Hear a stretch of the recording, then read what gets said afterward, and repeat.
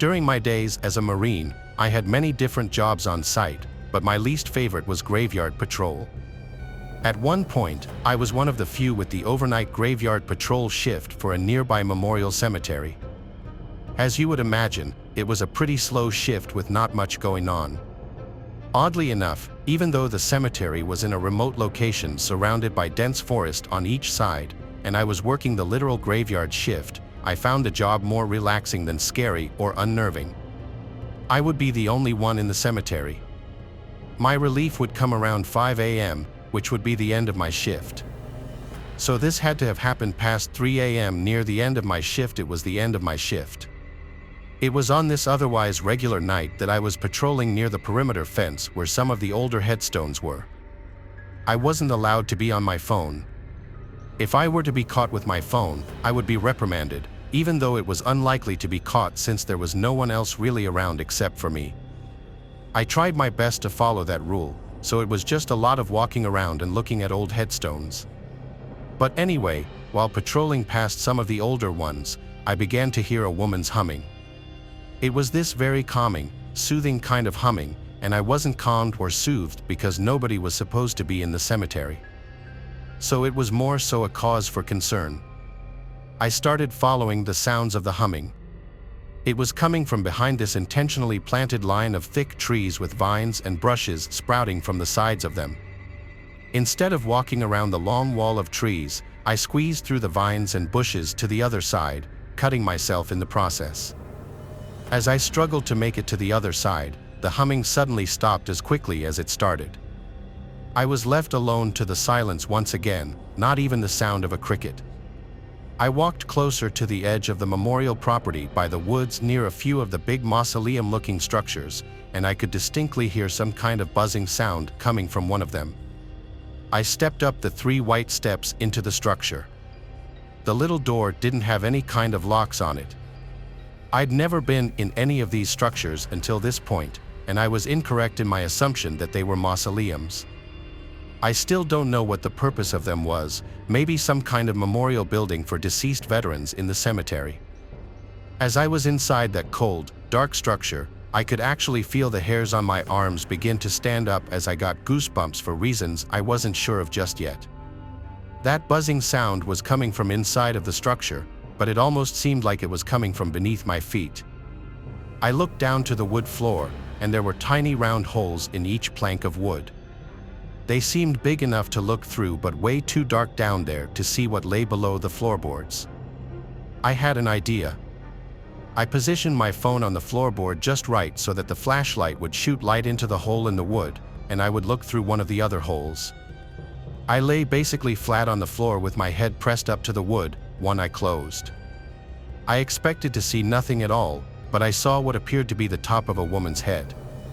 And as if she knew I started looking immediately, she looked up at me through the hole. I only saw her face for maybe half a second before I fell backwards and let out a blood-curdling scream. I sprinted back to the parking lot and called the guy who was supposed to relieve me soon and told him to meet me now.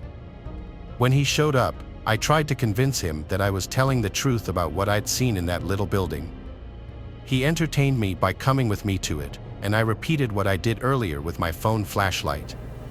He looked through multiple holes but saw nothing. I had to check for myself, and he was right. It was just some small, empty-looking space underneath the structure. I spent the rest of the shift with him. I left at 4 on the dot. I know he didn't believe me. I wouldn't have believed me either.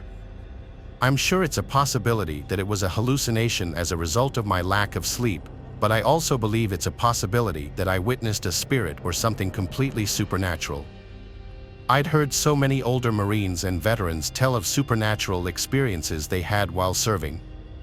I don't know who the woman that I saw could have been if it truly wasn't my imagination, but it chills me to the bone to imagine it having been one of the women buried in the cemetery.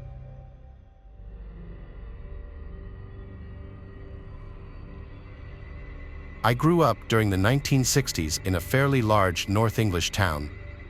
It was a nice place to grow up, and I liked it very much. But when I turned 16, my mom and dad told me I needed to start paying rent. Luckily for me, My mom had already gone and sorted me out with a job. The only problem was it was down at the local hairdresser's. It wasn't a bad job, all I did was sweep up hair, and I could have as many biscuits and cups of tea as I wanted. But unfortunately for me, being a boy and working in a ladies' hairdresser's meant that the other kids my age began to spread rumors about me. I'm almost certain you'll be able to guess what those rumors were. For the most part, I didn't give a monkey's bottom what anyone thought about me. Only I did care about one person who thought about me, and her name was Lucy. Lucy was the prettiest girl in my street, and when I realized Lucy might think that I was batting for the other team, I just couldn't have that. So one day, as I was walking home from the hairdresser's, I bumped into Lucy, who was on her way to the corner shop. She asked if I really did work in a ladies' hairdresser's, emphasizing the word ladies for maximum humiliation. When I answered yes, she followed up by asking if I liked working there. This forced me to think on my feet. I told her no, I didn't like working in the hairdresser's, and I was actually on my way to join the army the very next morning. Lucy seemed awfully impressed by this, which was fantastic in the short term, but I was also faced with the long-term problem of having to actually apply to keep my word. So that's how I joined the army, to impress a girl, assuming I could just leave if I didn't take to it. Only I did take to it. Soldiering was bloody hard work, but I loved it, and I don't think I can really explain why outside of reeling off the usual cliches. But they're true. You make the best friends you ever have in your life, then you blow things up with them. As a teenage boy, what's not to love? I kept in touch with Lucy for a while after I was sent to live on base, but after a while, her life moved on, and mine moved on too. Lucy moved on to some fancy university down in London, whereas I moved on to North Ireland. In the late summer of 1970, myself and the rest of Lancashire regiments for battalion were sent to Belfast, North Ireland's heavily divided capital city. For those that don't know, the mostly Catholic IRA were at the throats of rival Protestant paramilitaries, and the mistrust among civilians in both communities led to a very volatile kind of segregation. They didn't want to live together, but they also couldn't stop fighting. Our mission was to keep the two warring parties separate. But as time went on, we increasingly sided with Protestant paramilitaries since their loyalties lay with the UK. The whole thing was a bloody great mess that never should have happened in the first place, but we got sent there, so we all just tried to make the best of it, don't get shot, come home in one piece, and really, nothing else mattered. We were billeted in a place called barracks, which was right next to prison. We used to joke about not being able to tell the difference between the two and how the food in Kremlin was probably better than the stuff we were getting. There was also very little for us to do with the barracks.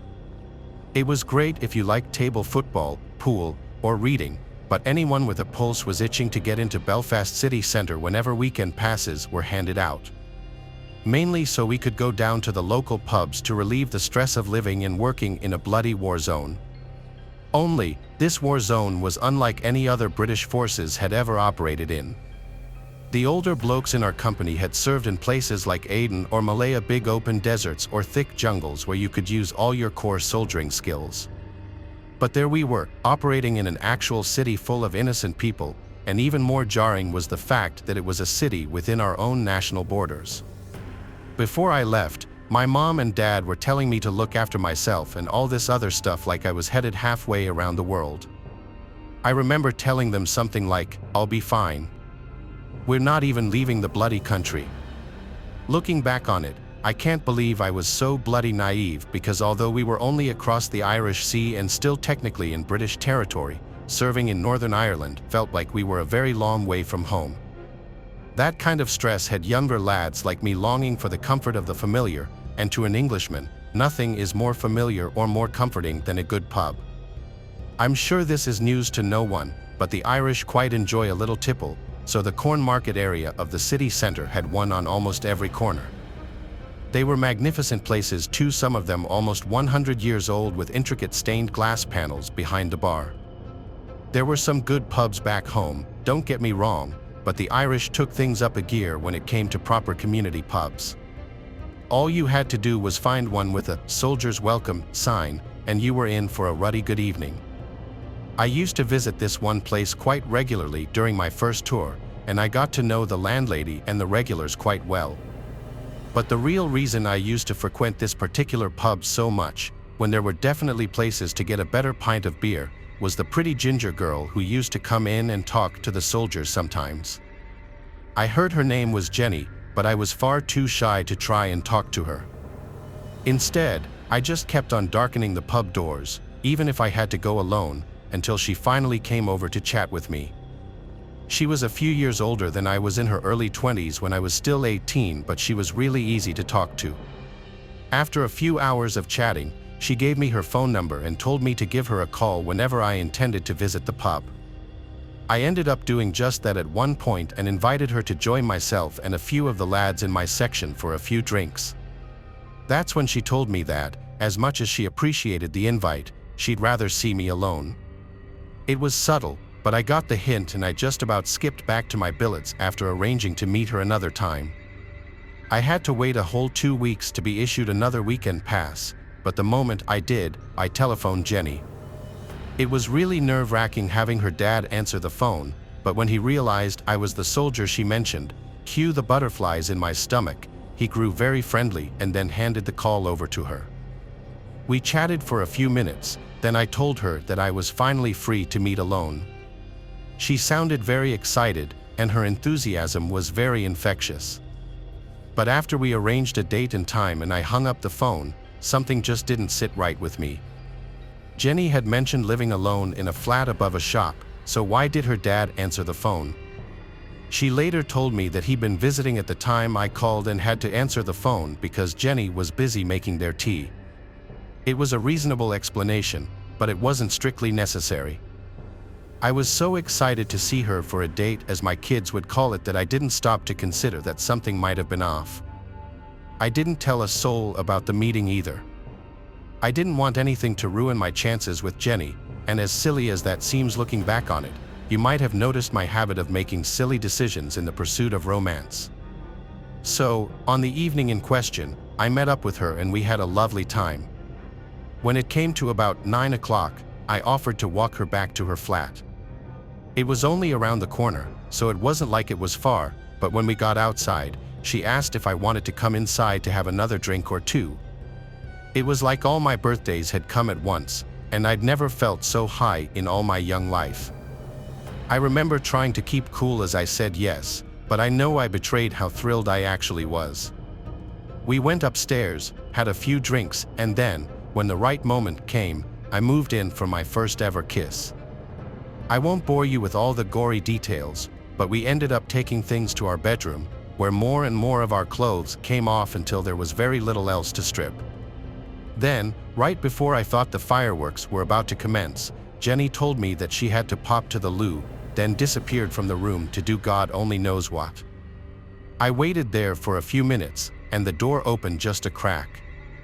I heard Jenny tell me to close my eyes. I must have had the biggest grin on my face as I did so, assuming that I was going to be opening them to the sight of her standing in front of me, maybe even wearing some kind of racy lingerie or something. But as the seconds ticked by, I didn't hear a thing. No opening of the door, no footsteps on the carpet, no cheeky Belfast brogue telling me to open my eyes. Nothing but silence. Finally, I heard the door open, but instead of the gentle padding of bare female feet, the footsteps were much, much heavier. I remember a flash of fear going through me at the sound of those footsteps, and when I opened my eyes, that fear grew tenfold. I caught a glimpse of two men, both in balaclavas and dark green jackets, before the man in front of me punched me so hard that I fell off the bed. The next thing I knew, they were forcing some kind of bag over my head, and before I had a chance to get that off, one of the blokes pinned me down while the other started stamping on my head. I assumed they were stamping on my head, anyway whatever they were hitting me with was bloody hard. The next thing I remember, I wasn't being pinned down anymore, and one guy was saying to the other, "That's enough, he's out cold now."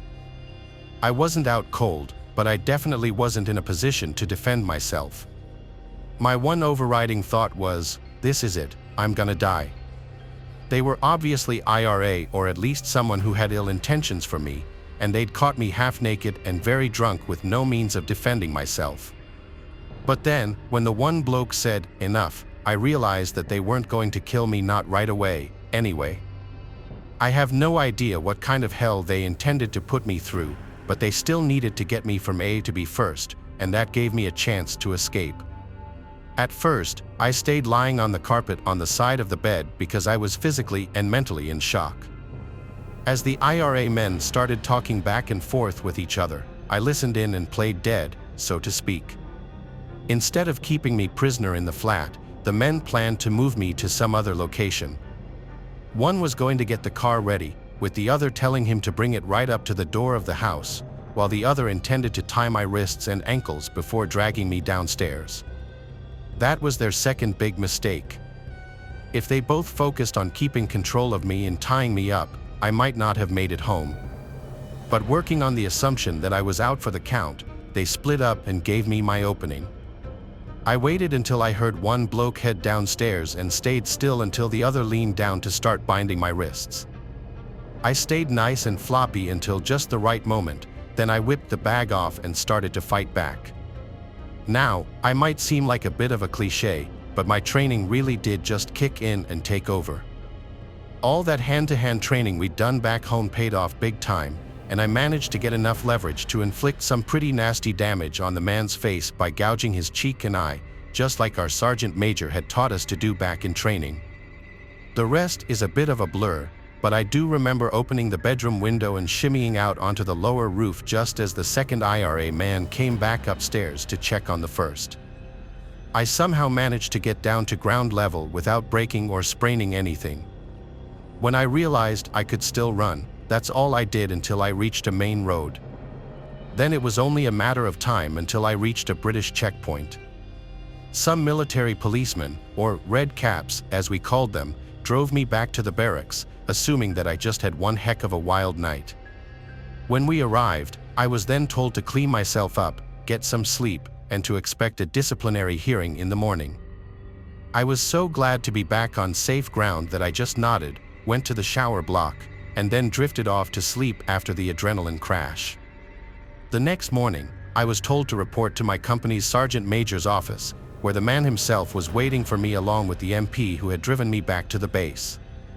Again, I think they just expected me to shrug my shoulders and make some excuses to why I ended up drunk and half naked in the corn market, but as I told them what actually happened, both of them had to pick their jaws up off the floor. When I'd finished, I had some nasty bruising on my face to back up my story, and I gave up so many intricate little details that they knew I couldn't have been making it up. The MP still double-checked everything just in case I made up some elaborate lie, but one phone call to the pub me and Jenny had been at confirmed at least one major chunk of my story. They basically let slip at my next hearing that they believed the rest of my story too. Although they were well within their rights to send me to the glass house or army prison, I was going to be let off with a slap on the wrist on account of what I'd already suffered.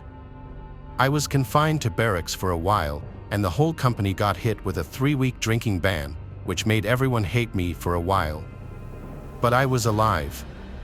We started getting briefings telling us to be careful who we associated with, how the IRA had spies and hitmen out there just waiting to ambush us in our cities. They hoped it would stop it from happening again, but young men remain young men no matter where they're from or what year it is. A few years later, someone else fell for the same trick that I did, and it actually cost them their lives. I didn't touch a single drop of alcohol for the entire rest of my tour, and whenever I got leave, I spent it in the gym or in the Nafi. After we got back, I spent a few more years in the services, but I got out before they could send me back to Northern Ireland again. After that, I didn't tell anyone that story for 15 years, not until I met my wife. Even then, I waited until we were married. Mine isn't the kind of war story you tell in pubs so you can drink for free. Mine was something I was ashamed of. I was young and stupid and had been easily tricked. The thing that really hurt the most was that a pretty girl had made me feel handsome, interesting, and funny, and it all was just some big lie.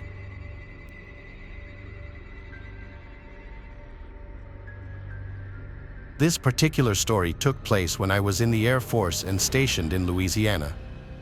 This story took place a few years after I had been stationed there. I first arrived at this base in 2005, and upon my arrival, I, along with many other new troops, were greeted with many different stories of horror. There were stories about a man in a top hat who walked a dark, long, and narrow dirt road on the outskirts of a storage facility area. There was another story about a crazy man who was hit by a patrol car and ran off into the woods next to the same place. But my story relates to a separate story that was told to me. It was my second night on shift, as I recall. I was posted with an airman who had been there for several years. He gave a rundown about some little girl who had been visiting her father when the storage area we were working in was being constructed, which was well before any of our time. The story went that the little girl was playing on some of the structures while her father was working but had fallen to her death by slipping off the edge at the top of the structure itself. Most of the story didn't make sense to me at the time, but regardless of the facts, it still scared the out of me. To make matters worse, the airman had taken me to the exact place where the supposed story took place. He would shut off the engine and turn off the music as we just sat there in silence. He startled me a few times, but nothing ever happened. Now skip forward about 3 years. I was scheduled to work that particular spot of the base this night. Keep in mind that I'd been visiting this spot for years now, but at this point, the storage area had been completely closed down except for a few minor areas, which required us to do physical drive-thrus and checks of this area. The shift itself started out rather shitty. Me and my Steven partner had been given a cattle truck to do this patrol, as our normal vehicle was in the shop for maintenance. Yeah, I'm not kidding, a cattle truck. I know this part doesn't seem very important to the story at the moment, but it will tie into the story eventually. So to save on time, let's skip forward a few hours. We were scheduled to do 3 random checks of the storage facility that night, and we had already completed 2 of the 3 prior without any issues. So, come about 4 o'clock in the morning, we decided to do our last check. Seeing as all the main maintenance guys had gone home for the night in this area, the only way to access the area was with 2 very large separate gates, which took forever to open. We piled in, locked the gates behind us, and continued on our way. Steven was driving during this check, and I was the spotter who used the flashlight to check the lock on each structure. An important detail that I left out, which may be necessary here, is that the story of the little girl had taken place on a road within the storage area, which we called Echo Street. By this point, everything was fine, and we had finished our rounds. Steven made the final turn down Echo Street. We had both been pretty talkative during most of the night, and we were just shooting when I got an uneasy feeling. Something felt different, but I couldn't make out what it was. We were about halfway down the road when things became almost completely and frighteningly silent. Even the rumble of our cattle truck and the faint noise of the radio playing seemed to become less audible as we approached the structure from my previous story. And I must stress at this point that even telling or typing this part still brings a chill down my spine and makes my eyes tear up in fear. But as we approached the structure itself, I turned my head to the outside of the window opposite the structure, and out of my left ear, I heard a sound that nearly caused me to piss myself. It was the sound of a person groaning or moaning in distress, sort of like the moan of the girl from The Grudge. Yes, I'm very serious. The faint, creepy moan began to ring inside the cab of the truck between the 2 of us, in between the dark emptiness of the middle seat. I felt my blood turn cold, and I quickly turned to Steven and yelled, "Dude, cut that out." Steven turned to me with a confused look on his face. At this point, he began to take his foot off the accelerator and asked, "Am I going too fast?" I remained silent for a moment, with my hand in a pausing gesture, and I listened. I heard the noise again. My partner interrupted and asked, "What's wrong?" I quickly turned the music off without saying anything at first, and then I whispered to him, "Do you hear that?" He stopped the truck in confusion and listened closely. It was almost dead silent for a second or 2 when we both heard at this time that long, chilling groan of a woman. It echoed in my ears. It sounded like someone was struggling to breathe and taking in a giant breath of air while someone was trying to strangle them. The sound was beyond terrifying, and the fact that I wasn't the only one hearing it only made it more of a horrifying experience. I found myself beginning to ask him my original question again, but he quickly interrupted and said with a strong sound of fear in his voice, "What the is that?" We stupidly waited to see if we could hear it again. The rumble of the gates on the back of the truck was easily heard and recognized as they made a sort of metal-on-metal clatter, and the diesel engine had that typical rumble as well. But in between both the noises, we heard it again for the final time, that groan. It sounded even louder, but this time it sounded like it was coming from both inside and outside of the truck, like we were being surrounded by whatever was making that noise of distress. Without even making a peep, Steven put the truck in drive, and he hauled our asses off that street quicker than I have ever gone on any other street, and that entire base veered us off the road to speed back. He nearly flipped the truck going around a curve, but it didn't bother us one bit. We were both in an unspoken agreement that we wanted to get out of there quickly. We got to the 2 gates again, and I hopped out of the truck as fast as I could. Steven watched my back as I quickly opened both gates. He jumped back into the driver's seat, sped out, and waited for me to close both gates as well. Once we completed that task, we quickly returned to the main part of the base, and we requested to meet with our flight chief to tell him what had happened. When we finally met up with him, we expected him to think that we were both full of it or that we had just imagined the entire thing, being as it was so late into our 12-hour shift and we were both tired. But I clearly remember him saying to both of us, "I completely believe you." As a matter of fact, I had something like that happen to me twice, once in that same place and the other in that building behind you, as he pointed at our jailhouse. Again, I know that sounds completely cliché with that grudge-like moan we had heard, but it honestly happened, and it still brings those tears of fright into my eyes every time I tell it. I went back to that storage area only once after that, but I never went down that road again, and I never went after dark.